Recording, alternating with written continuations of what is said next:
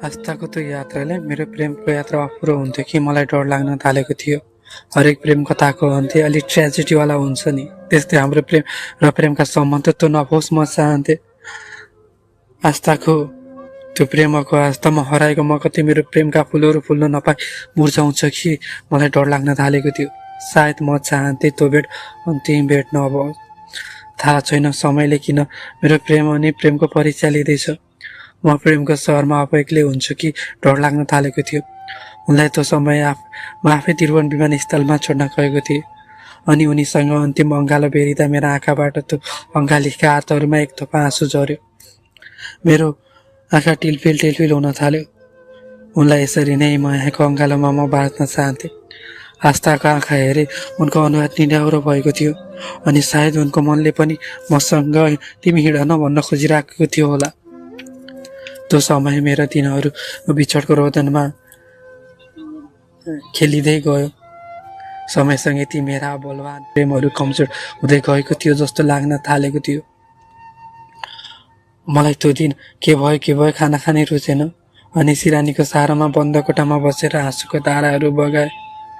त्यो दिन समय यसरी नै काटे। यदि मसँग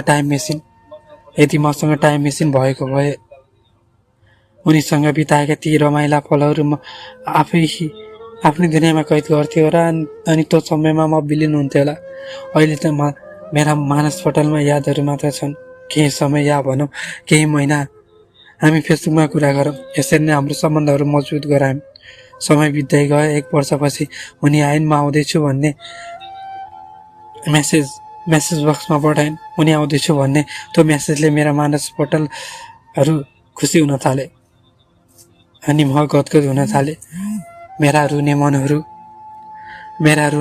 त्यो बेला हाँस्न थाले।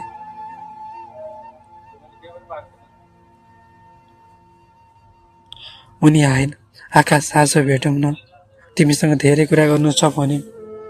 म हत्ता नपत्ता उनले भनेको ठाउँ गोपी कृष्ण फिल्म हलमा भेट्न थाले। उनलाई त्यो समय देख्दा मेरा मनहरू गदगद भएको थियो। म खुसी थिएँ अनि उनको अनुहार निडाउरो। मैले उनको मानसपटलमा के भइरहेको छ बुझ्न खोजिराखेको थिएँ। केही छिन मसँगै अँगालिँदै आकाश यो हाम्रो अन्तिम भेट होला भन्न थाले। म आँखाबाट खसेको जस्तो आफूलाई महसुस गर्न थालेँ। म निराश भयो।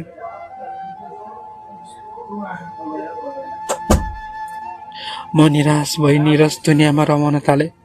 समयलाई दोष दिँदै म रुन थाले। उनले भनिन् हाम्रो भेट सायद यो अन्तिम भेट हुनेछ। मेरा आँखाहरू टिलफिल हुन थाले।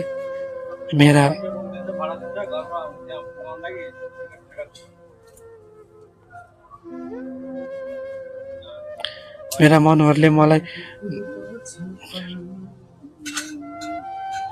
मेरा मामुले मलाई भनेर अर्को केटो खोज्नु भएको थियो। म आउन साथ बिहेको कुरा चल्यो। केटो डाक्टर पढ्ने रहेछ, अमेरिकामा पनि उसले काम गर्ने रहेछ। अनि तिमी पनि त्यही छौ, अनि तिमी पनि त्यही छौ। म तिम्रै लागि त्यही सबै कुराहरू भनेको नि। म विवश थिएँ। चाहेर पनि मैले तिम्रो र मेरो सम्बन्धको बारेमा भन्न सकिनँ। कति विवश हुँदो रहेछन् है ती मौनताहरू